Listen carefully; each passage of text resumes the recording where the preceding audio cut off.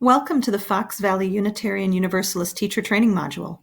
The RE staff and the RE committee appreciate your time and attention to the safety and well-being of the children of the fellowship.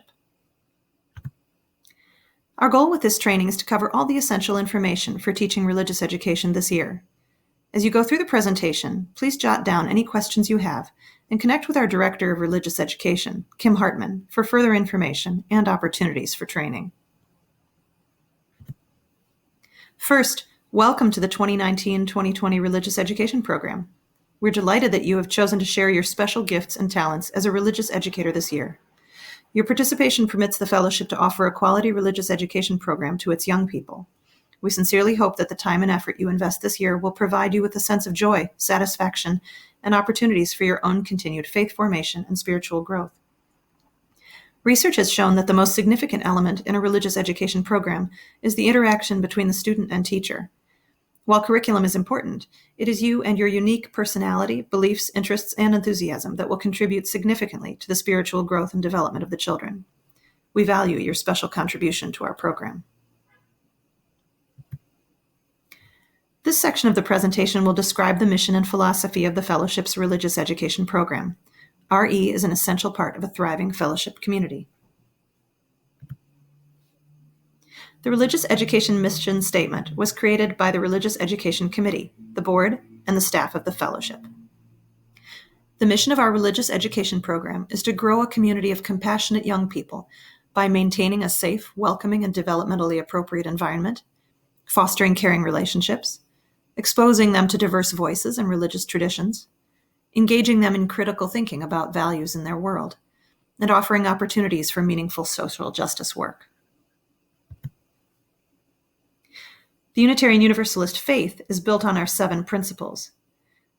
These are the simplified version for children. At least one of these principles and/or one of the sources should be tied into the lesson for each week.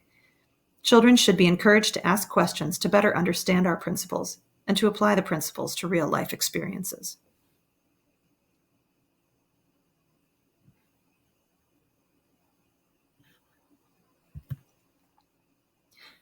The living tradition we share draws from many sources.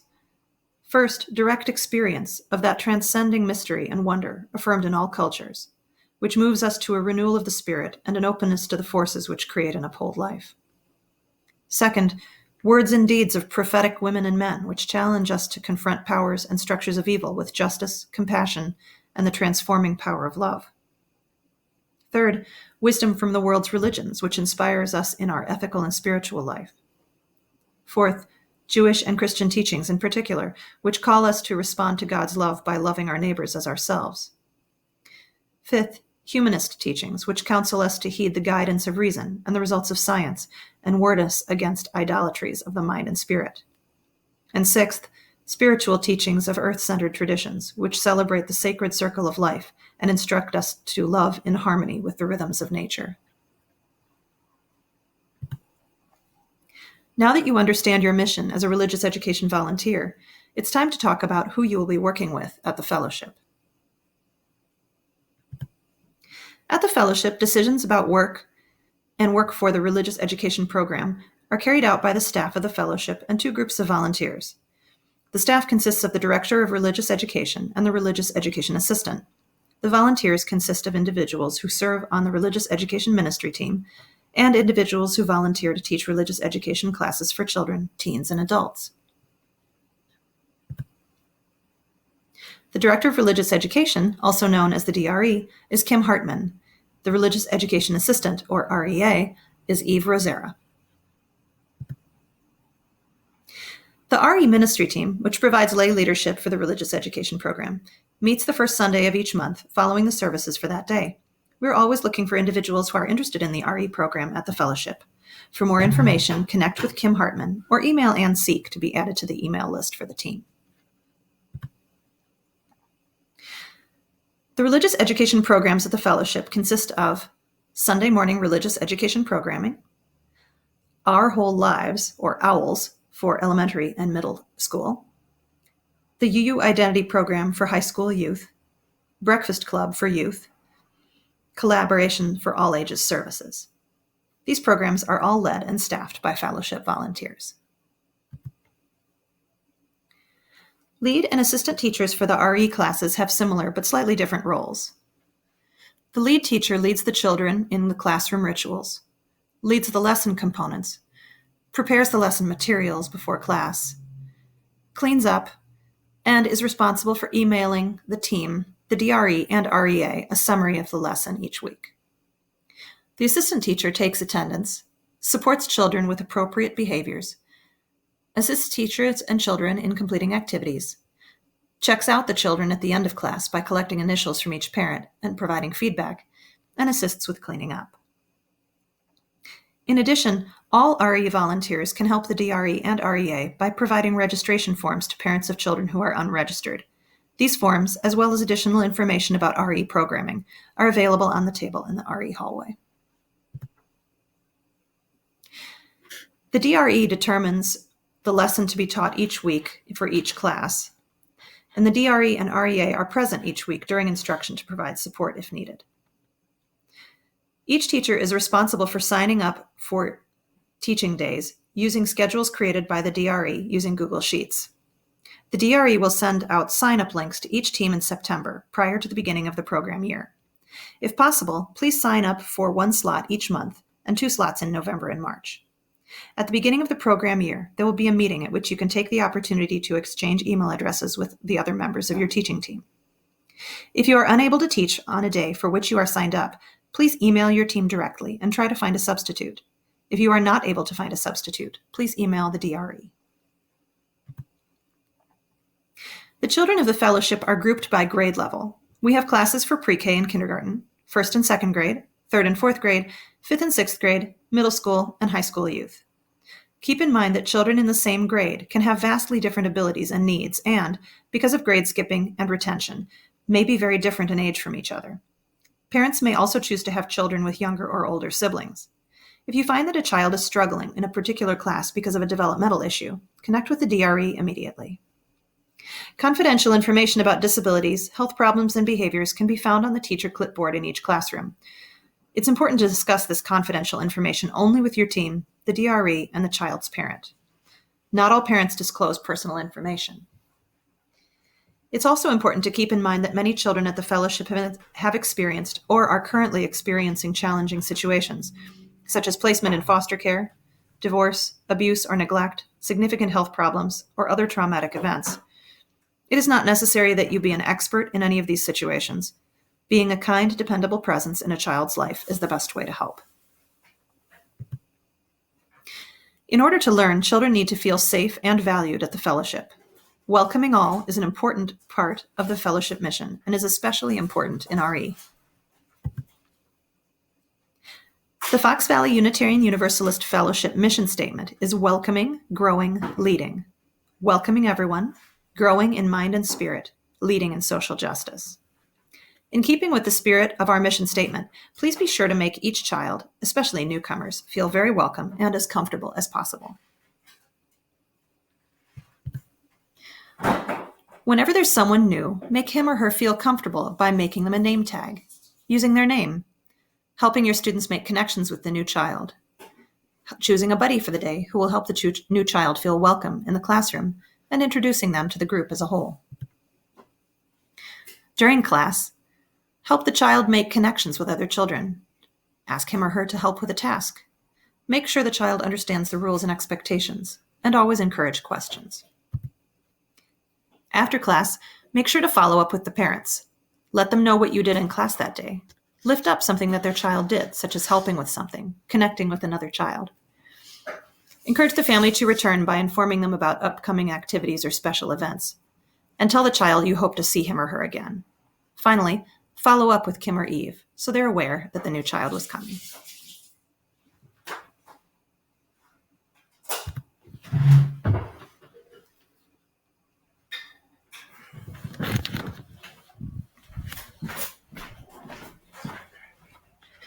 The DRE, REA, and RE ministry team work together to create and select curricula for each grade level.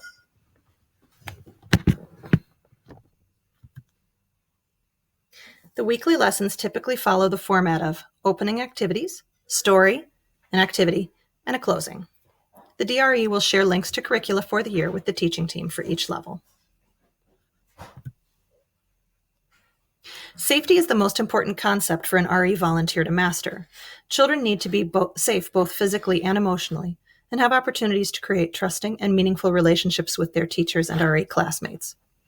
There are many different aspects of safety that must be mastered by every RE volunteer. The Safe Congregations Policy was adopted for the protection of the children, staff, and volunteers in the RE program. It provides procedures and guidelines that must be followed by all staff and adult volunteers in the program. For a complete copy of the Fox Valley Unitarian Universalist Fellowship Safer Congregation Policies and Procedures, please see a member of the ministry team or staff. This is a summary of that policy. Some aspects of the policy will be discussed further later in this presentation. Application. All volunteers who wish to work with children and youth must have been active at the fellowship for at least 6 months and must provide 2 references, preferably institutional in nature. An interview might be required with a DRE or a minister. A national criminal and sex offender background check will be conducted every 3 years. The 2-adult rule and volunteer age requirements. No fewer than 2 unrelated, married, partnered, family, living together, etc. adults will be with any number of children at any time during a sponsored RE activity. Teen workers ages 14 to 17 can be one of the 2 adults in the space for groups of children younger than age 10. In that case, the other adult must be older than 18 and 5 years older than the teen worker. Volunteers working with high school age youth must be at least 25. People responsible for driving anyone in official fellowship capacity must be age 25 to 75. The bathroom. Older children can go to the bathroom by themselves in pairs. Younger children need to be walked to the bathroom, where adults will wait outside the door. If the child needs assistance, the bathroom door and the stall door will be propped open while the adult assists the child. Medicine. Fellowship volunteers do not give out medicine unless prearranged with the DRE and the parents, and medicine is provided in original packaging, labeled with the child's name, and given to a responsible adult at the event, along with the appropriate form. Building safety. An escape plan and the location of the nearest fire extinguisher will be posted in every classroom. An emergency escape drill will be held each fall. Injuries and first aid. First aid kits are available in or near each classroom and for field trips. Volunteers will provide simple first aid following universal safety precautions. Parents will be contacted if more care is needed beyond basic first aid, or if an ambulance is called. An incident report will be completed by leaders and signed by parents in all injury cases, beyond small cuts, scratches, or in the case of fighting, biting, etc. Discipline. In no case will corporal punishment be used. See the policy on behavior for details as to how to handle discipline or behavior issues in group settings with children. Sex offenders. People on the sex offender registry or during an investigation into alleged sexual abuse must enter into a limited access agreement with the leadership of the fellowship for the protection of children, youth, the adult in question, as well as our institution. Participation in our fellowship community is welcomed on a limited basis within the parameters set by legal or therapeutic resources to keep everyone as safe as possible. Abuse or neglect. All adult volunteers agree to report suspected abuse, physical, sexual, or emotional, or neglect to the DRE or one of the ministers who will report to the appropriate authorities. FVUUF or its designees are not responsible for investigating such accusations, but will abide by appropriate laws for reporting to Child Protective Services. For the safety of all who attend the fellowship, it is necessary for the fellowship to establish and train volunteers in emergency procedures. The fellowship has emergency guidelines for fire, tornado, and active shooter scenarios. These procedures will be taught at the team meeting for your classroom at the beginning of the year and are posted in each classroom. Be sure that you are familiar with these procedures before you begin teaching. Each room is also equipped with a first aid kit in case of injury, and there is a kit just inside of the RE supply closet to the right of the door. Teachers may treat minor cuts, scrapes, and bruises by washing the injury and applying Band-Aids, and should inform parents after class is over. More serious injuries should be brought to the attention of the DRE and the parent immediately. Teachers should not apply any kind of ointment, administer any type of medication, or administer any first aid for which they are not trained.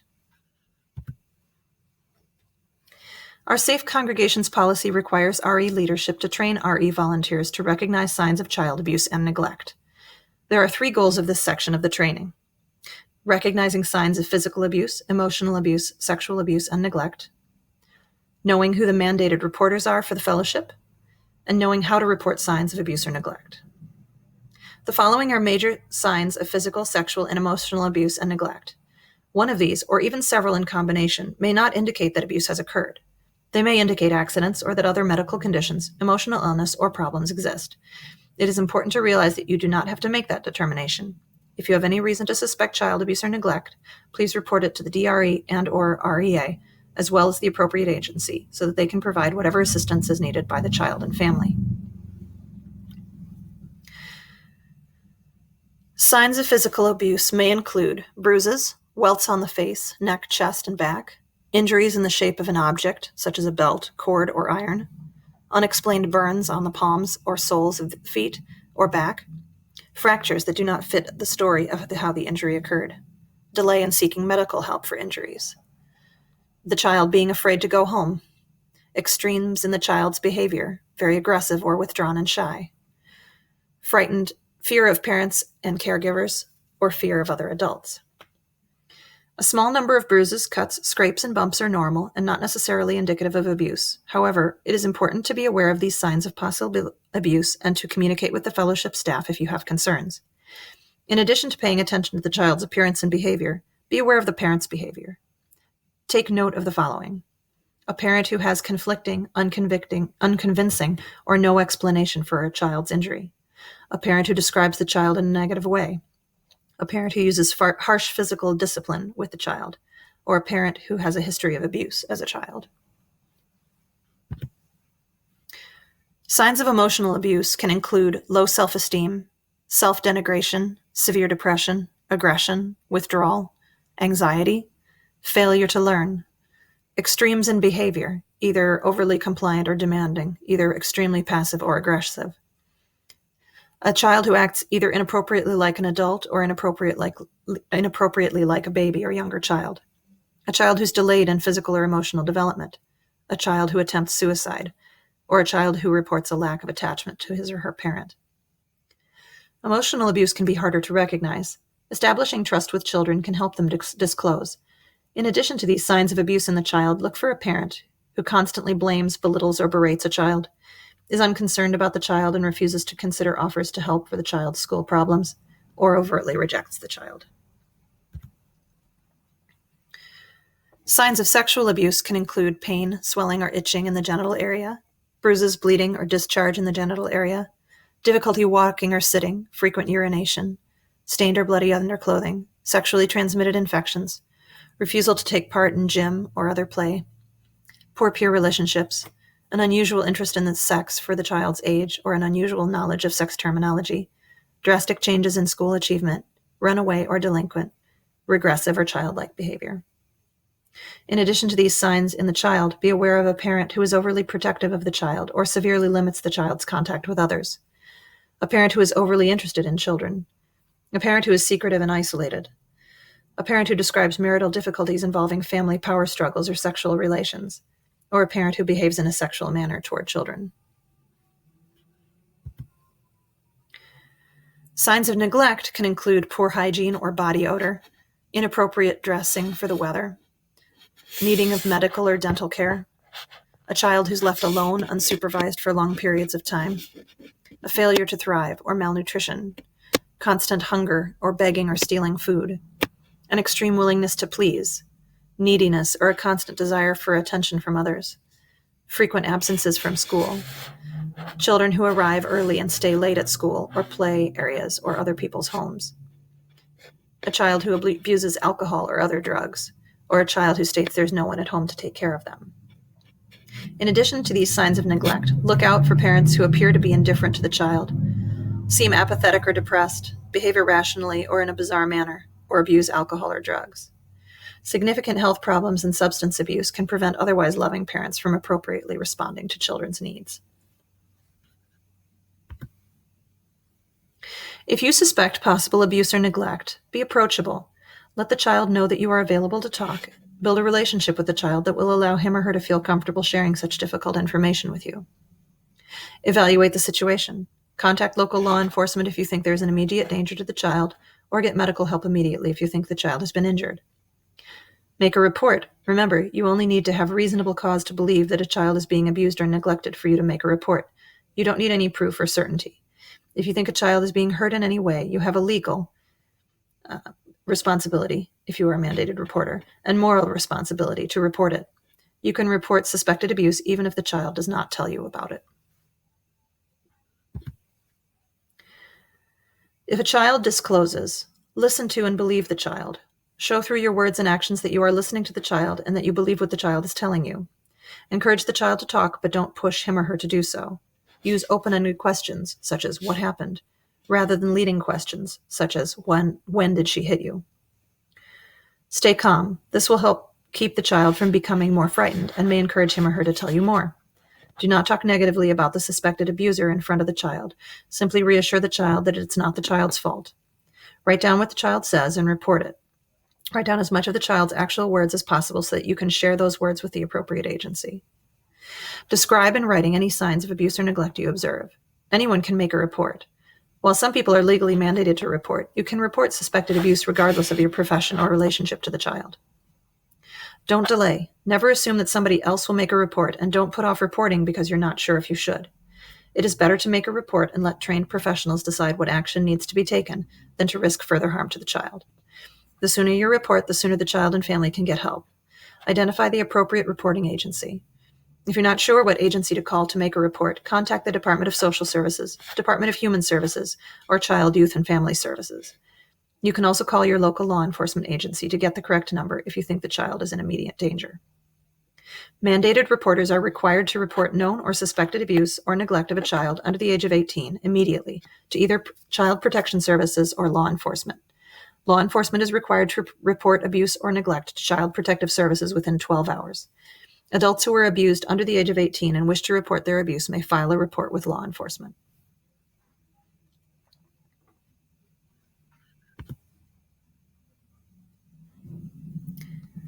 Some frequently asked questions.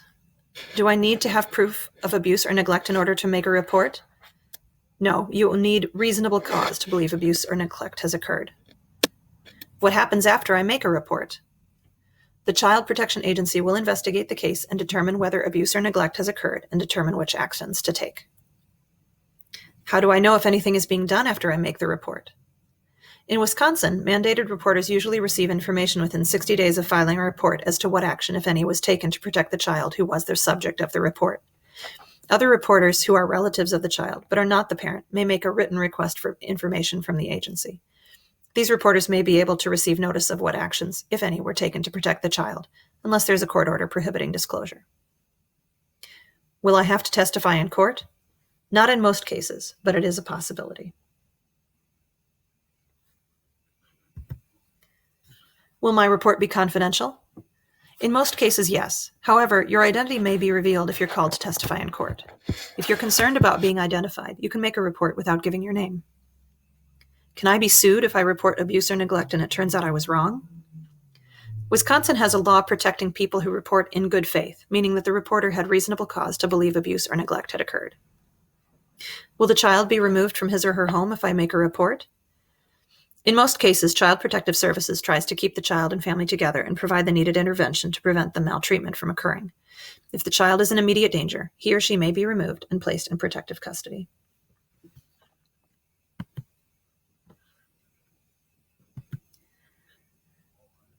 Many RE volunteers find that the most intimidating aspect of teaching is maintaining the safe environment, also known as classroom management or discipline. Our program is based on the idea that children are inherently good, but require guidance to participate in creating a safe, welcoming environment. Rather than seeking to control or suppress unsafe or inappropriate behavior, volunteers are encouraged to consider the following statement. Safe, connected children who know what to do will behave well. In our program, we believe that when children are and feel safe, have secure, positive attachments to those around them, and have been taught explicitly the rules, routines, and skills needed for success, that they will demonstrate positive and appropriate behaviors. This is a very different approach than discipline programs of the past, which may have focused on control, punishments, and corrections, and is the best match for our UU values and principles. The primary way to teach and promote physical and emotional safety in each classroom is by teaching the fellowship rules for RE. All undesirable behaviors fall under one or more of these rules. It is important to remember that many children come to the fellowship with minimal understanding of what these rules mean and what they look like in practice. Rules should be reviewed weekly for the first month of RE, and then any time a new child comes to class, which could be every week in some cases. Teachers can encourage these positive behaviors by noticing, "Joey, you made sure all the marker tops were on the markers before you put them away. That was really responsible," for example. Here are some positive examples of fellowship rules.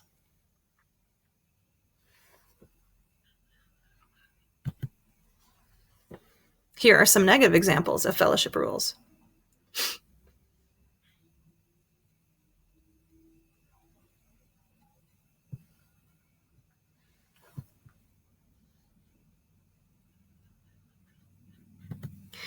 In addition to your kind and positive guidance of children who are not maintaining safety, it's essential to coach children to maintain and advocate for their own safety. Our first two principles mandate that we teach children not to rely on others to speak up, but to ask for what they want. A great way to encourage children to advocate for themselves is to ask them, "Do you like that?" when someone does or says something that obviously upsets them. For example, Emma likes Jamie's necklace and keeps touching it while they are working at the table. Emma is making a face and moving away from Jamie's hands. You could say, "Jamie, do you like it when Emma, do you like it when Jamie touches your necklace?" If Emma says no, then you could say, "Tell her." Emma could then tell Jamie, "I don't like it when you touch my necklace." Many children do not have the ability to name their feelings and ask another person to stop. Coaching them to stand up for themselves empowers them to feel safe and upholds our first principle. Connecting with children can be difficult, especially when they are new to the classroom or only come a few times. However, there are many ways to connect with children. Eye contact, touch, emotional presence, and spending time together in a playful situation can make it easier to establish these emotional connections. Joys and concerns are wonderful for taking time both to connect and to teach other children how to connect by looking at the speaker and responding to what they're saying. Games, art projects, and free play all give you a chance to notice and reflect on children's words and creations. Children who avoid eye contact, do not respond to playful situations, or shrink from contact with others are showing you that they do not feel safe. Make sure you connect with the DRE or REA about children who show these characteristics. As the population of our fellowship changes, teachers must learn to expect that many children who come to RE may not have come having already mastered how to behave in a classroom setting. Children cannot be expected to come to RE already knowing how to sit and listen respectfully in a group, how to move safely around the building, or how to ask for help. Although they may have learned to follow these expectations at school, they may not instinctively know to follow them at the fellowship. Make sure you are teaching the children in your class how to do these things. For example, when you introduce joys and concerns, you could tell the children, "We will go in a circle. You may share 2 joys or concerns. When your turn is over, you will stay quiet and look at the person speaking. If you do not wish to take a turn, you may say, 'Pass.'"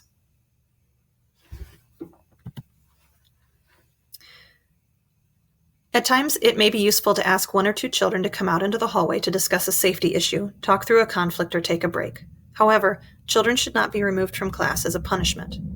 If a child is so disruptive or unsafe that you are unable to teach or other children are afraid, immediately connect with their parent and the DRE or REA. It is not necessary or effective to impose punishments or to isolate children. When parents come to pick up their children, it's important to connect with them. Parents should be signing their children out of RE by placing their initials on the attendance sheet. It's helpful to give each parent a piece of positive feedback, each about their child, that is related to the fellowship rules. For example, a teacher could tell a parent, "Sadie kept herself safe by asking her friends to keep his hands to himself when he was bothering her," or "John had some trouble with being respectful toward his friends during joys and concerns. He's working on waiting his turn to speak." When behaviors are described positively, it allows parents to have a sense of the skills their child needs, while avoiding sending the message that the child is bad, seen as a troublemaker, or not liked by the teachers. Sometimes parents seem unaware or unwilling to be supportive of RE volunteers when their children engage in unsafe or disruptive behavior. It is best to involve the DRE or REA in conversations with parents about severe behaviors.